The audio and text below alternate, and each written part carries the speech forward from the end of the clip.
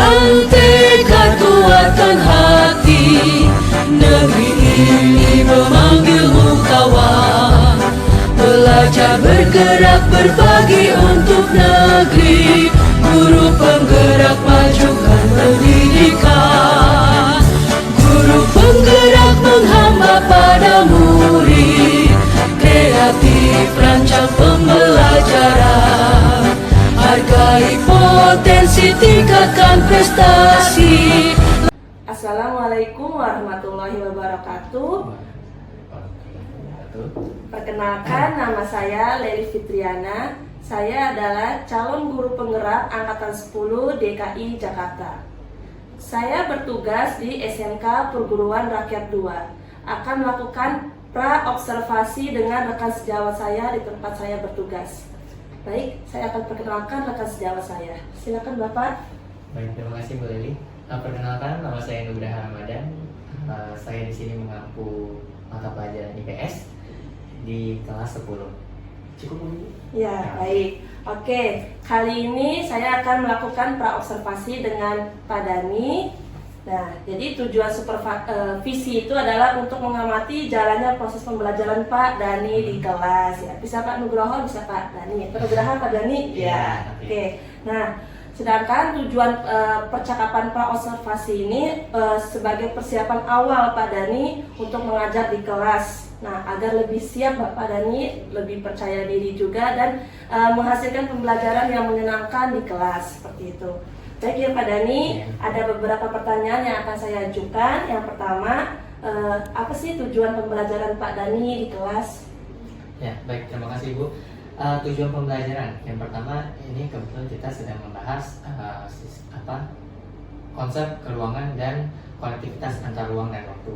Nah, tujuan belajarnya apa? Yaitu si anak itu mampu menjelaskan konsep keruangan dan waktu.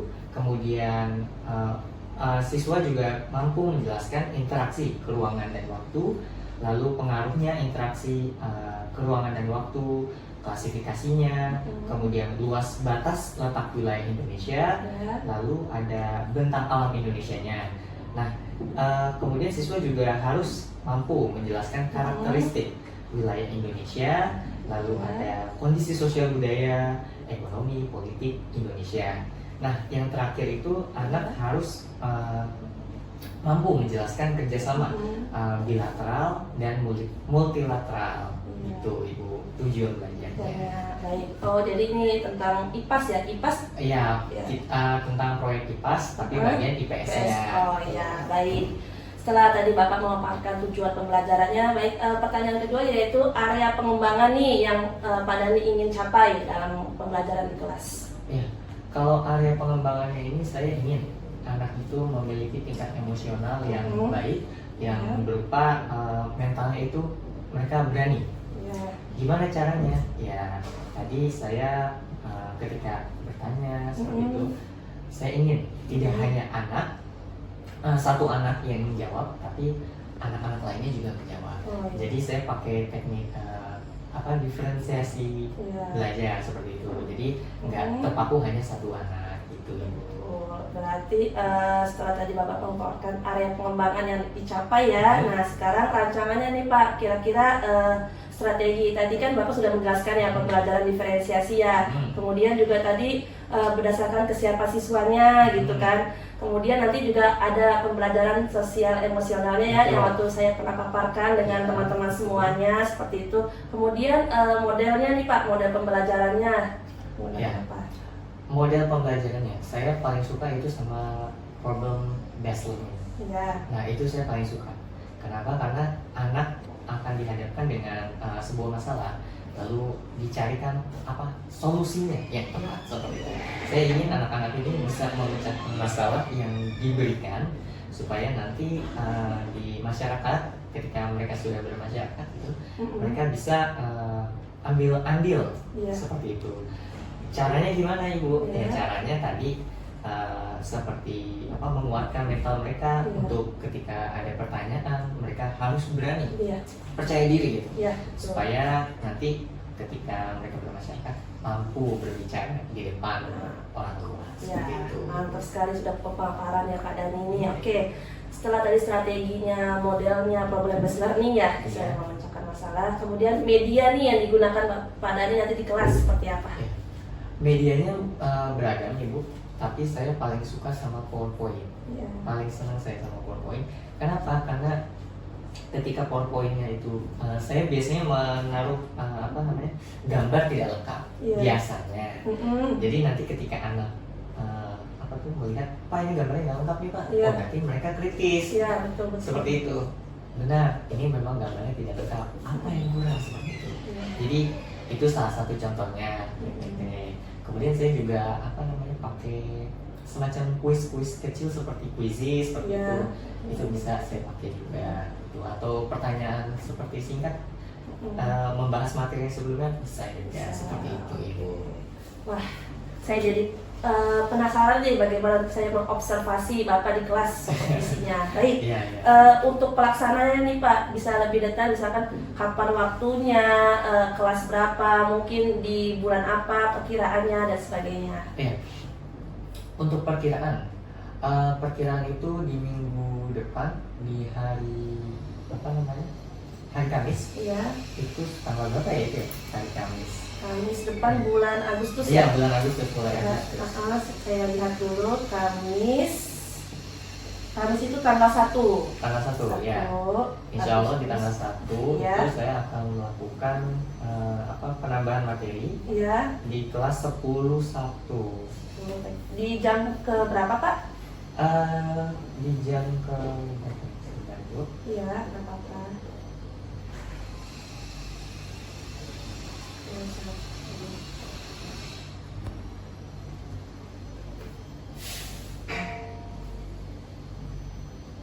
Oh iya, di 8.15. 8.15. Ya. 1 ya. 1 jam pembelajaran ya Pak? Iya. 15 sampai jam hari Kamis Ibu. Hari Kamis Iya. Hari Kamis itu saya ada di 10.50. Oh ya, 10.50 sampai 12.15. Baik. Jadi pelaksanaan Bapak hari Kamis 1 Agustus 2024 di kelas 10 TKJ 1 pada pukul 10.50 sampai 12.15, yaitu pembelajaran ke jam ke-6 dan jam ke-7. Baik Bapak, pada supervisi nanti saya akan masuk di kelas Bapak untuk supervisi atau mengobservasi pembelajaran Bapak di kelas berdasarkan percakapan kita hari ini gitu. Terus saya akan melakukan evaluasi dan menilai jalannya Bapak mengajar. Nah setelah pra observasi hari ini, kemudian observasi pada tanggal 1 Agustus, kita akan melakukan percakapan pasca observasi, yaitu kegiatan setelah kita melakukan observasi di kelas. Jadi nanti saya akan melakukan percakapan seperti ini lagi, tetapi akan didampingi oleh pengajar praktik saya. Oh iya, siap, baik ya. Kemudian apa yang Bapak dapatkan nih dari hasil percakapan kita hari ini? Yang pertama, saya harus mempersiapkan diri itu karena nanti pastinya akan ada guru yang masuk. Nah, nantinya pasti siswa kondisinya itu akan berbeda. Sudah pasti banget itu. Karena di situ ada 2 guru sekaligus. Nah, nanti mungkin akan ada penyesuaian gitu. Jadi supaya nanti ketika boleh datang ke kelas untuk melakukan supervisi, anak-anak tidak canggung. Mungkin nanti ada penyesuaian seperti itu. Baik, terima kasih Pak Dani atas waktunya untuk melakukan percakapan pra-observasi. Baik, demikianlah kegiatan pra-observasi pada hari ini yang dilakukan oleh saya dan Pak Dani sebagai rekan sejawat saya. Kurang lebihnya mohon maaf. Wassalamualaikum warahmatullahi wabarakatuh. Waalaikumsalam warahmatullahi wabarakatuh.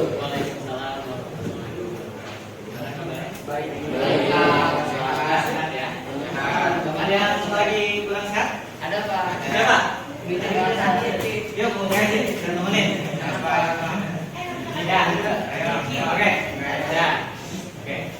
Nah, kemarin kita bahas tentang keruangan dan waktu. Oke. Nah, keruangan dan waktu itu di situ disebutkan bahwa manusia itu sebagai makhluk hidup, makhluk sosial.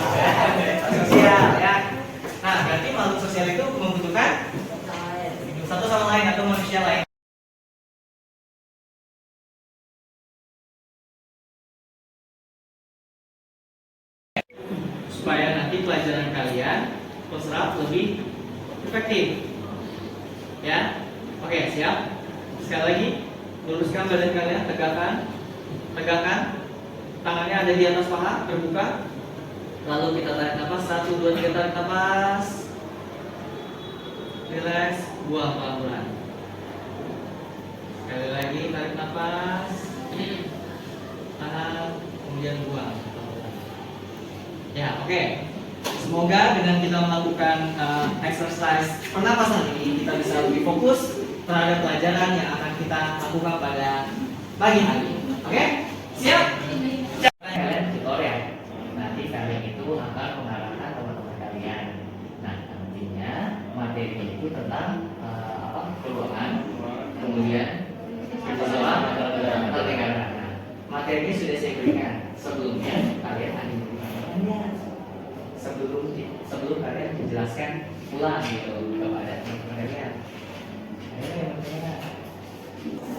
Security Council itu sebenarnya 15 anggotanya, 5 anggota tetap, 10 anggota tidak tetap, dan itu biasa dipilih ulang setiap berapa tahun, saya lupa. Pokoknya ada pergantian gitu. Ya, bahkan di Indonesia pernah jadi Security Council, tapi tidak permanen. Kepada saya. Silakan. Materinya sudah ada Pak.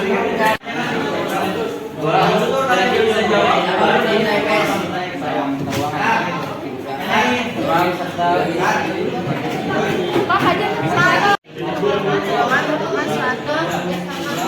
yang dapat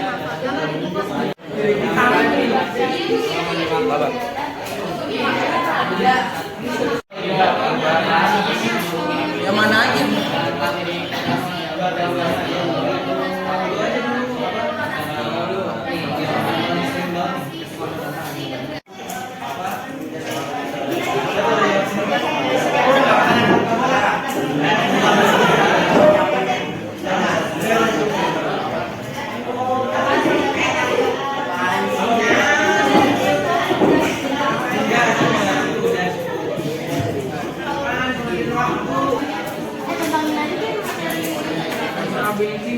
pengertian uang gini aja.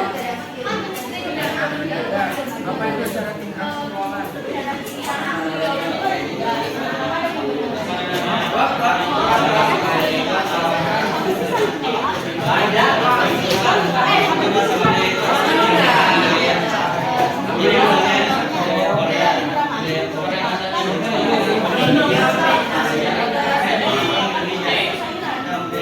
Jumlahnya 160. Ini ada berapa? Ada tahu nggak total negara? Berapa jumlahnya total negara? 19 berapa?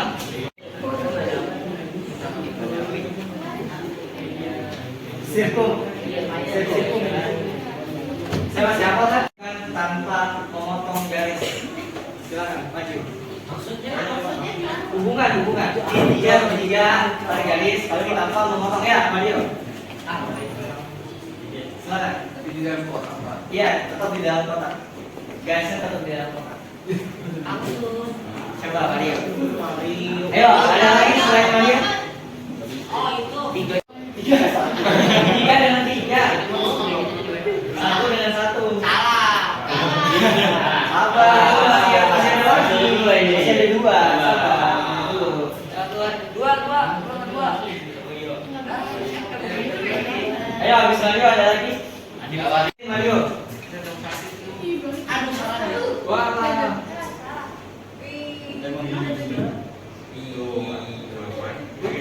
Oke. Ada yang saling potong? Ada yang saling potong? Enggak. Ya, oke. Maka ini jawaban yang paling benar. Terima kasih Anda. Sama balik aja juga, Pak. Saya kan hanya melanjutkan. Oke. WNI-nya ini kayak cuma buat Indonesia ya, semua negara. Misalkan di situ Indonesia diganti jadi Brunei. Ya, gitu ya. Jadi ya, oke. Oke, kalau saya pribadi mau ke Jerman. Kenapa?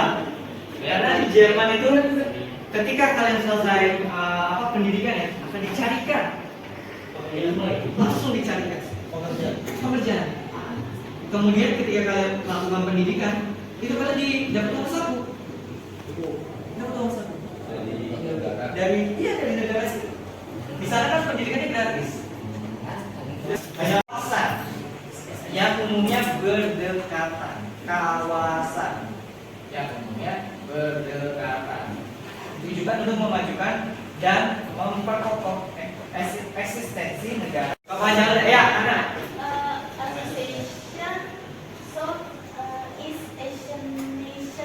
Association Asian Nation. Oke. Jawaban yang benar adalah Timor Leste.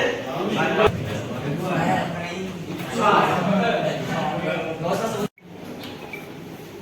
Oh jadi itu. Perwalian. PBB atau Dewan lembaga yang secara langsung bertanggung jawab kepada majelis yang dirancang.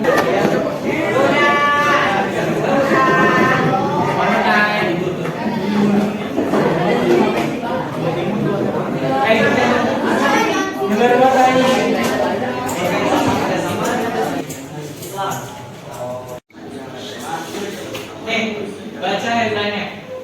AS telah 45 kali gunakan hak veto demi dukung Israel. Pendapat kalian apa? Tidak boleh ikut, tidak boleh ikut. Apa? Pakai aja. Tidak berasa, tidak berguna, tidak ada gunanya. Inilah adalah salah satu penyebab kenapa Palestina masih menderita sampai saat ini. Bayangkan 45 kali. 45 kali. AS telah menggunakan 45 kali hak vetonya demi dukung Israel.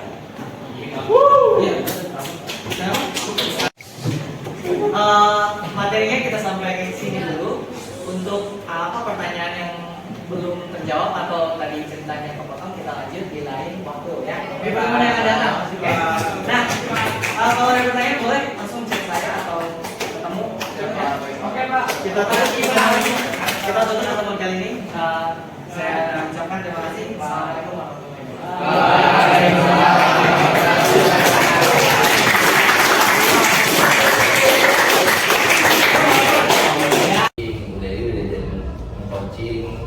Teman organisasi jawabnya sekarang implementasi dari pra observasi sekarang pasca observasi dari pembelajaran yang bapak bawa di dalam kelas sesuai dengan RPP yang sudah bapak bawa kepada anak-anak ya, itu pelajaran IPAS ya, IPAS ya benar ya, betul ya Pak. Sekarang terus coaching dan hari ini namanya pendampingan Pak, pendampingan individu. Jadi proses coaching ini dari observasi, proses coaching ini nilai timnya lumayan besar, 25%. Nah, jadi inilah penilaian kepada kita. Ya.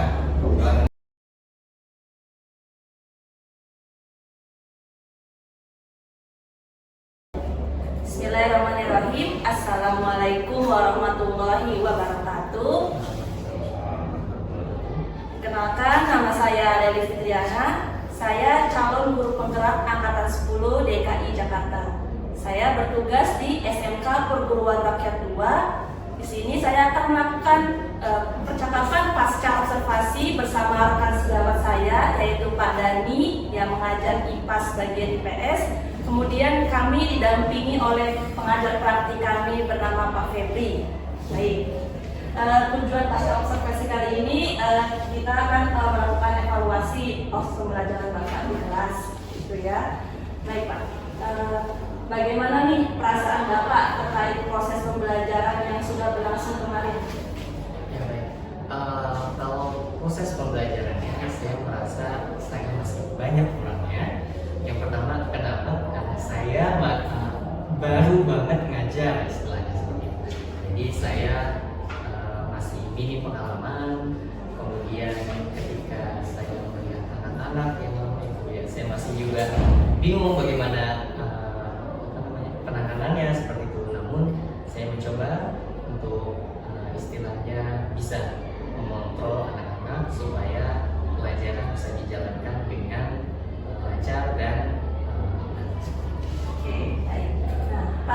ceritakan kembali area pengembangan apa yang Bapak lakukan di kelas kemarin, kemudian tujuan pembelajarannya, langkah pembelajaran di kelasnya seperti apa? Area pembelajaran, Area pengembangan. Area pengembangan itu yang paling saya tekankan adalah kepercayaan diri, yaitu komunikasi anak. Anak ini sangat sulit sekali ikut andil dalam pembelajaran, seperti misalnya ketika saya melontarkan pertanyaan untuk memantik ya istilahnya untuk pembelajaran itu berjalan diskusi, anak itu sulit sekali. Anak itu seperti kurang pede, padahal materinya sudah saya sampaikan, materi yang saya tanyakan itu sudah saya sampaikan, mereka masih kurang pede. Jadi maka daripada itu saya terus mencoba untuk menekankan anak-anak supaya bisa lebih percaya diri dengan cara saya terus melakukan lontaran pertanyaan. Jadi kayak sekali di beberapa kali. Kemudian tujuan pembelajarannya itu saya ingin anak-anak itu mengetahui konsep keruangan dan waktu, kemudian interaksi antara ruang dan waktu, kemudian bentang alam Indonesia, dan kerjasama antar negara seperti itu ya. Nah, kemarin kan kita awal-awal ini ngapain aja nih Pak? Bagi yang anak-anak masuk melakukan apa supaya pembelajarannya seperti apa? Oh iya, pertama-tama sebelum mulai pembelajaran tuh kita melakukan mindfulness. Jadi kita melakukan bersama-sama, anak-anak itu melakukan mindfulness dengan cara kita exercise pernapasan. Jadi kenapa kita melakukan mindfulness ya, supaya anak lebih fokus nanti ketika melakukan mengikuti pembelajaran. Assalamualaikum. Nah, kan kemarin ada mindfulness tuh kan kemarin kita pasti di sini kan ya, nah kita ngumpul dulu di sini. Nah itu kegiatan apa tuh Pak? Oh ya, untuk setelah mindfulness ya, kita itu ada kegiatan. Jadi ada kegiatan namanya tutor sebaya. Kenapa tutor sebaya ya tadi? Khususnya untuk menekankan kepercayaan diri anak. Jadi saya mau nggak cuma bisa menjawab pertanyaan, tapi bisa menjelaskan kepada teman-teman seperti itu. Nah, saya mengajak kepada para ketua kelompok untuk nanti mengarahkan atau menginformasikan materi-materi pembelajaran yang memang teman-temannya masih belum kuasai seperti itu. Oke, nah sejauh mana nih pengembangan area tersebut? Apakah sudah tercapai menurut Bapak? Kan kemarin tuh ada problem learning gitu kan, Bapak juga pakai barbel dan sebagainya. Untuk ketercapaiannya, saya rasa ada di angka 80%. Kenapa? Sekarang anak-anak sudah berani ketika saya melontarkan pertanyaan tuh, ya nggak cuma pertanyaan sih bunyinya ya, ada juga semacam ya kuis juga pertanyaannya ya. Ya. Jadi anak-anak tetap sudah mulai tanpa harus ditunggu. Kamu tolong dong isi, kamu tolong dong jawab gitu. Enggak, sekarang ada kemauan mereka menjawab secara bawaan ya diri mereka sendiri seperti itu. Mereka mau menjawab ya walaupun tidak semuanya benar jawabannya gitu, tapi saya berhasil memancing anak-anak untuk berbicara lebih. Bapak bisa Bapak ceritakan proses pembelajaran sosial emosional yang Bapak terapkan di kelas? Ya baik Ibu, saya menerapkan tadi itu ada 3 untuk pembelajaran sosial emosional. Itu saya 3 Bu, yaitu pertama mindfulness, kemudian relasi, dan kemudian pengambilan keputusan. Nah, untuk mindfulness ini saya lakukan di awal-awal anak-anak itu kita perintahkan untuk tenang, kemudian istilahnya duduk tegak, kemudian lalu exercise nafas seperti itu. Ditujukan untuk anak-anak supaya lebih tenang, kemudian juga mendapatkan fokusnya seperti itu. Kemudian setelah mereka melakukan mindfulness, saya meminta mereka untuk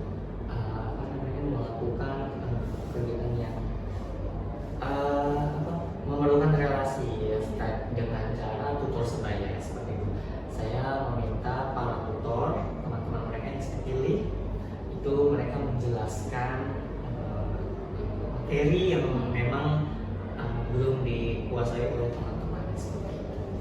Lalu untuk pengambilan keputusannya si tutor ini diminta untuk memberikan pilihan untuk si teman-temannya, apakah dia mengerti atau tidak. Nah itu ketika belum mengerti, nanti diputuskan bahwa dijelaskan ulang, atau nanti misalkan anak belum mengerti, temannya belum mengerti, maka si tutor bisa mengambil keputusan untuk entah mengkomunikasikan kepada saya, atau juga dia berusaha untuk mencarinya sendiri seperti itu. Baik. Ada 3 proses ya Pak di PSD yang Bapak terapkan. Nah, kemudian Bapak ceritakan lagi nih Pak tentang proses pembelajaran diferensiasi yang Bapak terapkan di kelas, kan ada 3 macam tuh Pak. Ya, baik. Untuk proses diferensiasi saya juga tiga itu pertama konten, kemudian prosesnya, dan produk ya. Nah, jadi untuk kontennya saya menggunakan kebetulan pakai PPT Ibu. PPT saya tampilkan dengan proyektor. Kemudian tidak hanya PPT, saya juga pakai semacam barcode ya. Jadi nanti anak bisa berinteraksi dengan barcode tersebut. Lalu juga anak ini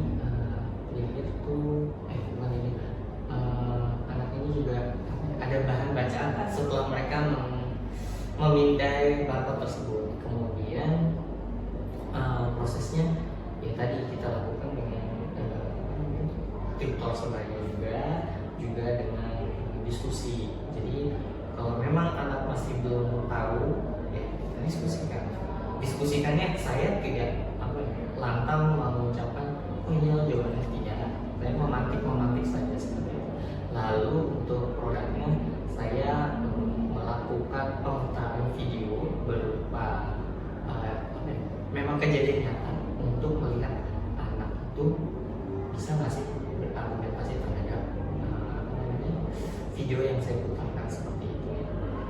Baik, refleksi yang Bapak lakukan di kelas seperti apa Pak? Refleksi pembelajaran setelah melakukan proses. Ya, untuk refleksi saya menekankan kembali. Jadi seperti apa sih yang sudah kita pelajari hari ini?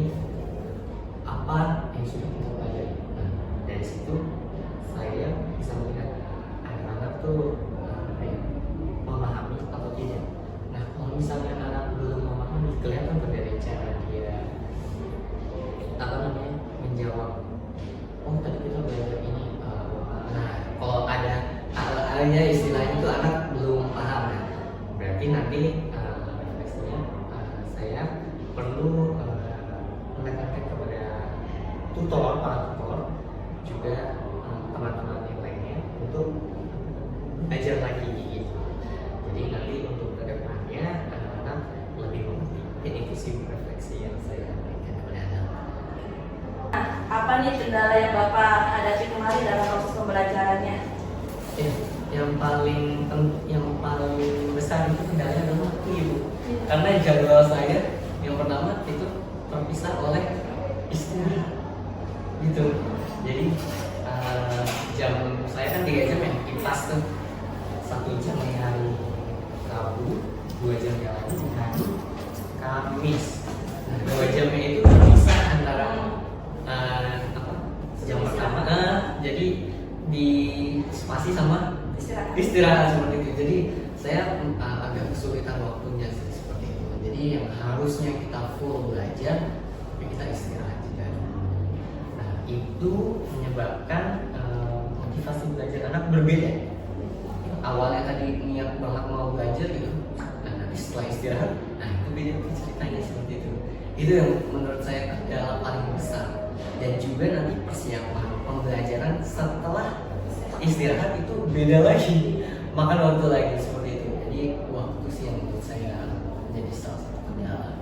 Nah, kira-kira rencana Bapak ke depan untuk proses pembelajaran yang lebih baik lagi tentunya dari proses pembelajaran kemarin. Ya, pastinya saya berbenah diri. Saya berbenah diri dengan cara apa ya? Belajar dari istilahnya itu kesalahan, pengalaman pribadi.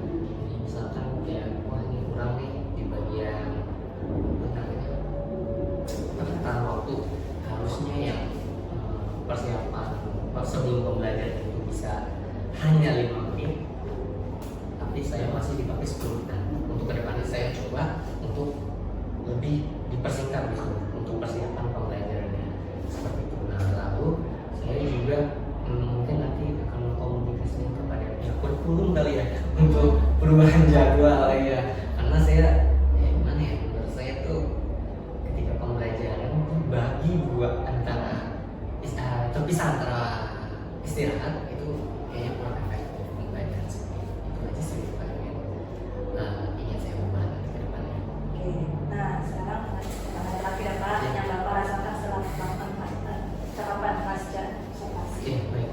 Yang pertama, pastinya saya merasa kalau saya terus berkembang. Kenapa ya? Saya melihat kalau masih banyak kekurangan di saya itu, masih banyak banget. Daripada itu saya terus berkembang untuk supaya nanti ke depan, untuk kedepannya saya bisa menjadi lebih baik lagi ya, dengan cara apa ya? Belajar dari pengalaman. Nah, gitu aja sih Bu. Baik, terima kasih ya Pak. Iya, sama-sama Ibu. Baik, sekian percakapan pasca observasi. Kurang lebihnya mohon maaf. Assalamualaikum warahmatullahi wabarakatuh. Waalaikumsalam.